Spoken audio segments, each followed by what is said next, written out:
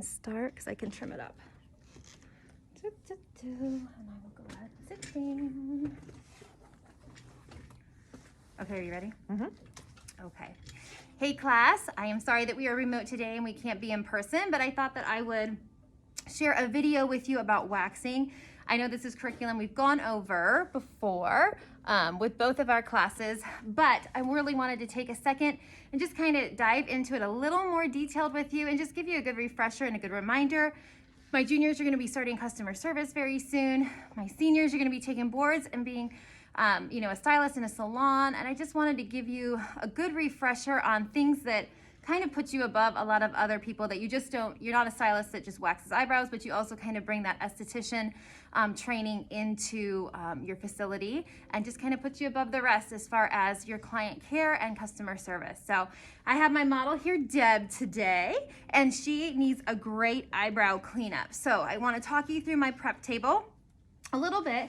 I have everything that I need right out here. Now, if it was customer service and I wasn't doing a video to try to explain everything, I would have all of my porous materials in a closed container like we do, our little blue container that has our wax strips and our cotton and our waxing wands. But just for today, and so that you can see everything that is out, I am just gonna kind of keep it out on that table. That way it is really visible and able to be seen by all of you. So today we are gonna use a hot wax on her. So we have two waxes in here. We've got a wax that is a honey wax for fine and resistant hair. And then we also have our pink wax that is for more coarse and curly hair. Since we're just doing our brows, we're gonna use our honey wax today. And I did go ahead and label both of those. That way there's not so much confusion and you don't have to kind of pick them up while those are in the warmer, chance spilling the wax and even kind of burning your hands. So that's what's in my warmer today. I have my hand sanitizer as always out, my gloves, so I can glove up because we don't want any kind of an exposure incident if there would be any kind of bleeding from removing that hair bulb from the skin. So I have powder to take up any excess oils.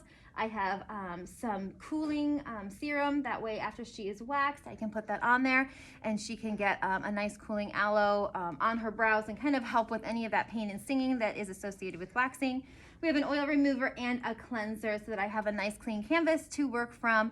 Also my eyebrow kit with all of my tweezers, another spoolie, a orange wood stick for me to measure her brows, and plenty of wax strips and cotton so that I can get through my wax. I don't have to get up, and it can be try to be as relaxing of an experience as we can make it for her. So with our different wax strips or our wax sticks, we have multiple sizes. We have our larger sticks. We don't need to use that today because this is going to be used for if we're doing any kind of leg waxing, underarm waxing, anything like that. We're going to use our larger stick.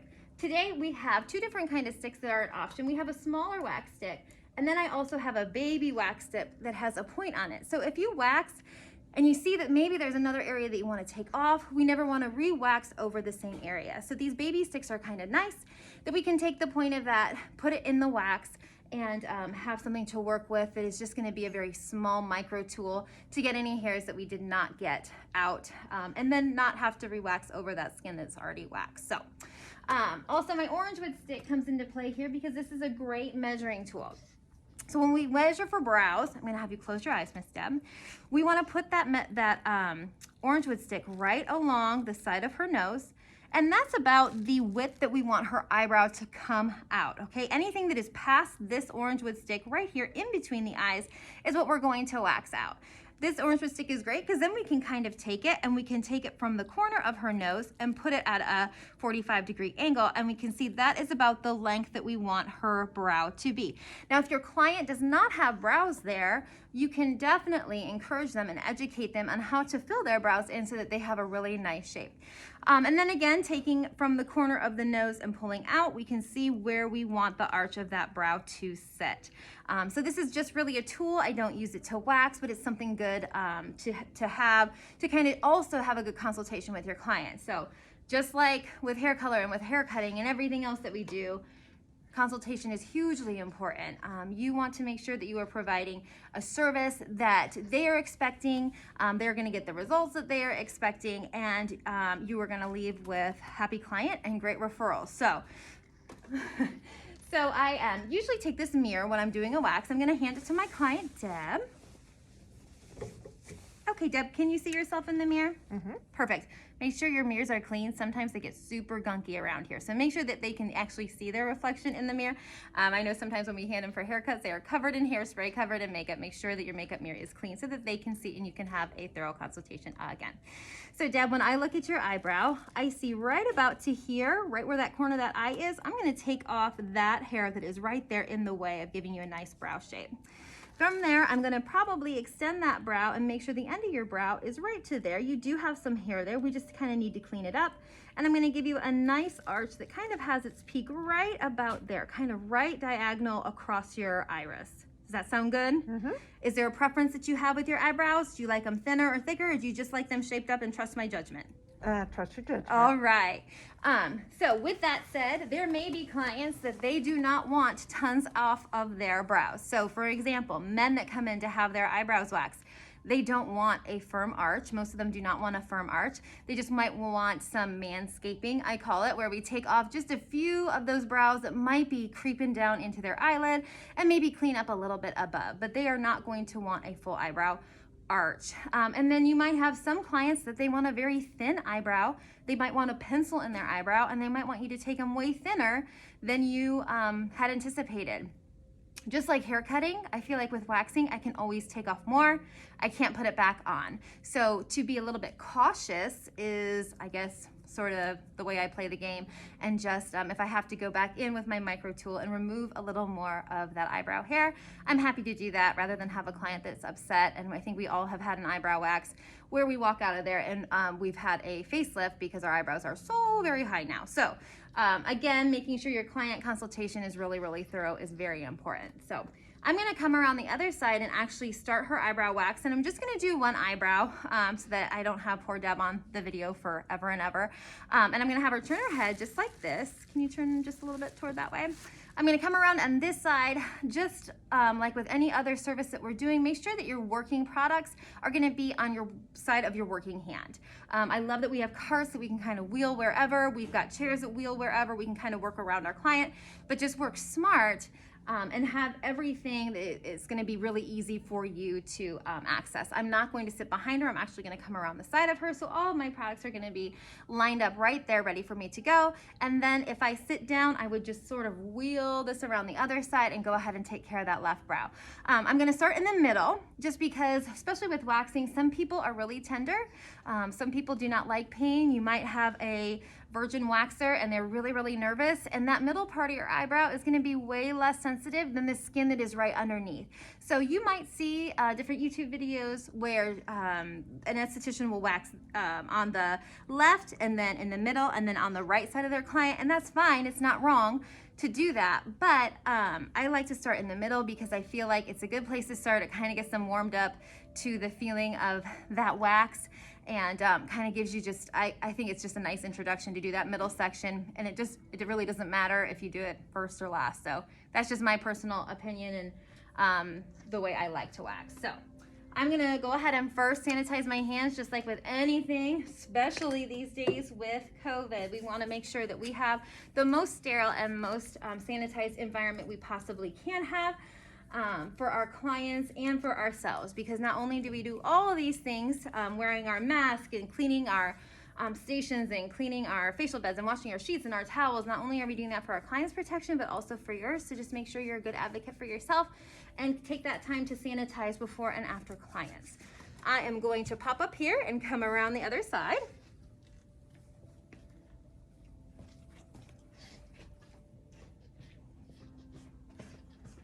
Here I am.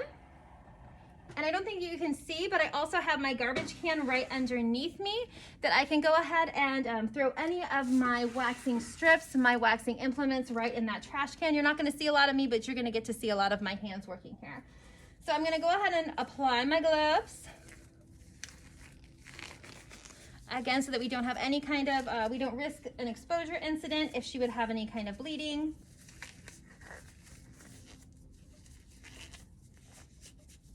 And these wax sticks are great to just break in half because you don't need, you can use both ends. So if I would just have it whole, I would have to toss that one or flip it around, and then you risk having wax kind of go everywhere. I like to just break them in half. I know I can use each end, get a double use out of them, and then they're really easy just to kind of pop right in the trash. But the first and foremost thing I am going to do is I've got my wax warmer, and you should know that wherever you're placing the stick in the wax, so right in the middle, it is not even close to as warm as it is on the edges of that metal can. So I'm gonna kind of give it a good stir, make sure that my wax is nice and mixed up.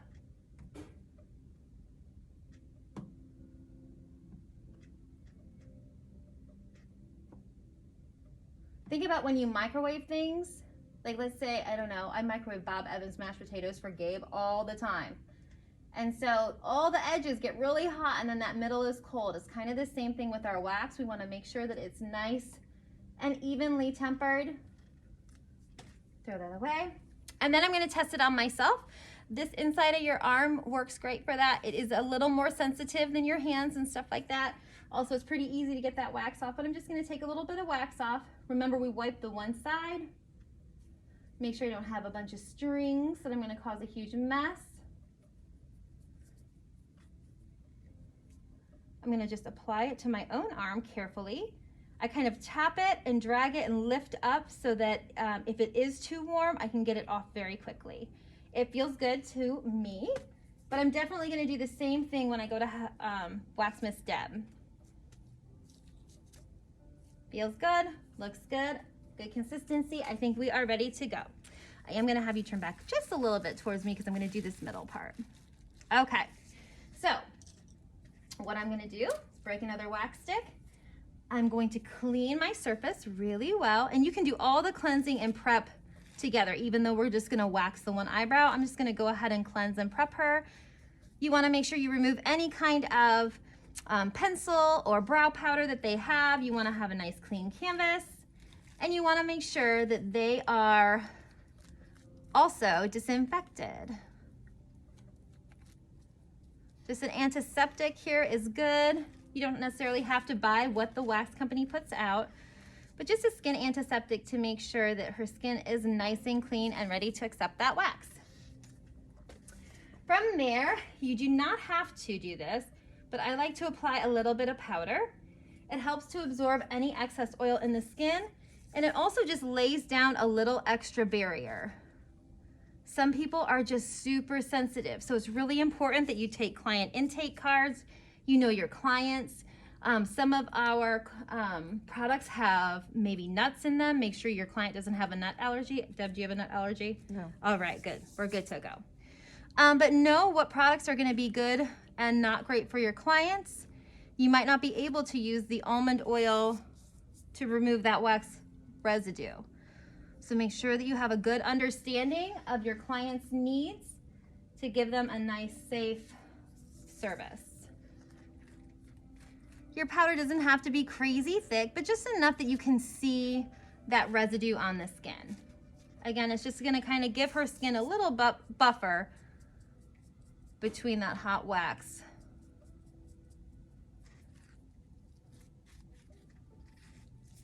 Okay, I think she's good to go. I'm gonna take my stick and put it in my honey wax, wiping up one side and making sure I just don't have tons of wax on there. Making sure I'm not going to drip. Wax and hair is never any good, which is why we always drape our clients. And I'm going to just tap here and say, Deb, is that an okay temperature? Mm-hmm. Perfect. And I'm gonna go ahead and I'm going to apply the wax in the same direction of the hair growth. We don't wanna go in a different direction. And I can see my wax is already kind of adhering. I'm gonna get a new stick to add a little bit more so I can get that whole side. Can you wax the middle in 2 separate steps? Absolutely, but it's really just not that necessary. So I just kind of take it off on the one strip. Is that temperature okay? Yes. Perfect. Again, bringing that up. And you also want to make sure that you are getting, sometimes people have hair that grow all the way down here. It's nothing that anybody else would see unless they were up in their face just like you, with a loop light or something on their face. But you May have to go down a little bit further than just in between that eye area. Okay, so my wax is on. I'm gonna take a strip and press down, and I'm actually gonna kind of double it up. So we applied in the direction of the hair growth, and I'm pressing down and kind of rubbing that up. Perfect. I'm gonna hold the skin tight. I'm gonna say, Deb, are you ready? 1, 2, 3. Pulling away in the direction of the growth, not pulling up, but pulling back. Applying pressure with my finger. And we have eyebrows.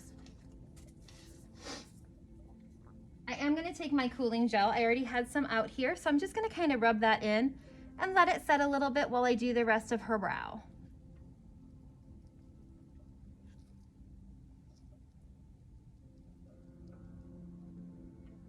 You feel okay? Great. Okay, I really want to brush into her brows just to kind of see her hair growth here.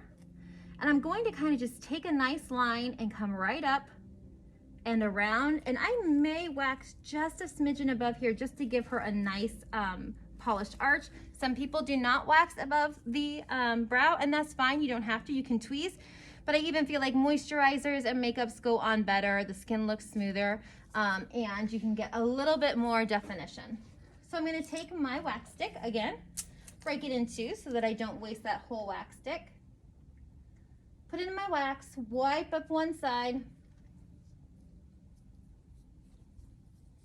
wave it a little bit, let it kind of cool down.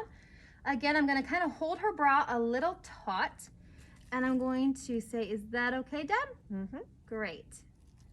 I'm gonna follow my line, and it's not a line that I have drawn, it's just kind of what I've decided in my head is gonna be a good shape for her. She doesn't have brows that extend too much. I swear I have brows that grow all the way to my temples. So she's kind of easy to wax. I'm gonna put the wax strip on, rub the direction that I put that wax on. You don't wanna do a lot of a friction motion, you just kind of wanna rub down. And then I always take a little peek. So I always pull that back, and I let them know I'm not pulling, I'm just kind of checking. So I'm gonna pull there, and I'm just gonna take my little spoolie and brush and make sure all the hair that I want is in there, and anything that I don't want, I can kind of brush out. If you are a beginner waxer, sometimes putting Vaseline on the brow, you can kind of avoid taking brows that you really don't want to take off.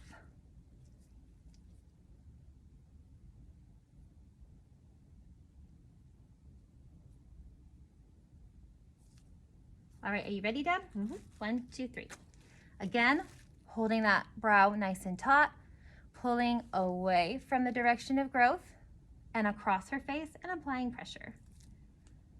And I'm gonna roll off. She's got a little bit of wax residue, but that's okay. And we can do any other cleanup with our tweezer. I'm gonna put just a little bit of cooling gel underneath, but I don't wanna get it up top where I want to wax also.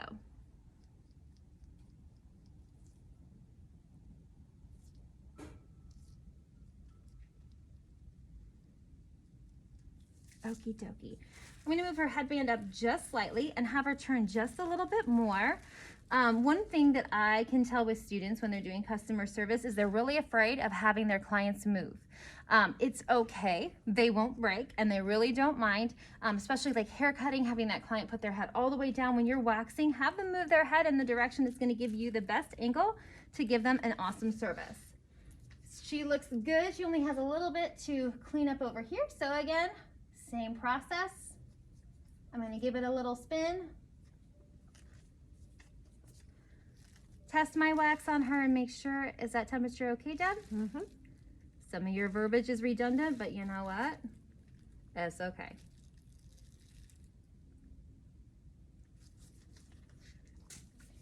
Grabbing another strip, popping it right on there. While you have your client back here, if you are a retail, if you carry retail in your salon, fantastic idea to have brow toolkits back here to show your clients post-wax and fill their brows in and maybe sell some brow kits. A lot of people don't take care of their brows or add their brows to their makeup routine. And it really does make a difference when you throw some powder or maybe some pencil on there, or maybe even just a brow gel. So your clients that maybe don't want a ton of time, brow gel might be the way to go for them rather than a whole kit with a pot and color and powder and everything. She feels good, rubbed in this direction, and I'm going to remove in the opposite direction, holding her skin taut. 1, 2, 3. Hold my finger on there for a little bit of pressure. Remove it. Again with my cooling gel.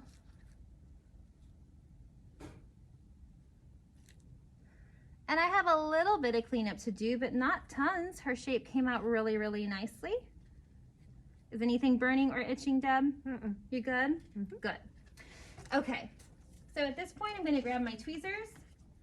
I like these tweezers that have the angle on them. I can kind of get in there and grab some brows. So now we waxed in the direction away from the brow growth, but when we tweeze in the direction of brow growth.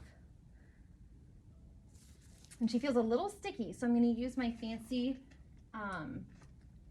wax remover. Again, this is usually what has that oil consistency, might have the nut ingredients, so just be really cautious that your client doesn't have any kind of a nut allergy.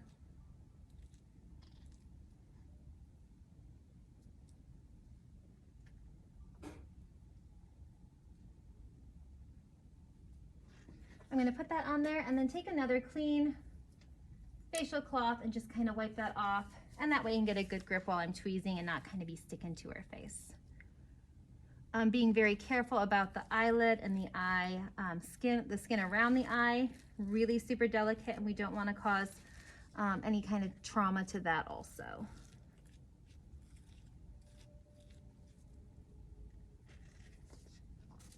Just a couple more I'm going to tweeze, and we will be good to go. Do you guys like my hair today? We were remote, so I didn't have to impress anybody, but here I am on film. You can't see my shirt, but it says crazy hair, don't care.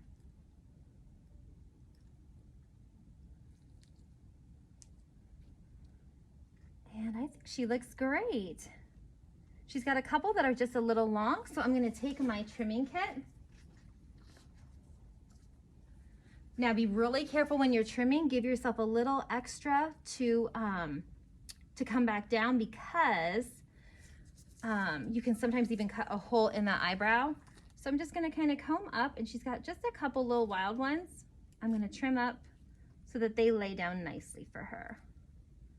Just being cautious and giving her just a little bit extra with her service. Make sure that you sanitize all your implements that you use. So the metal ones go in disinfectant. Anything else that would be porous is going to have to be thrown out.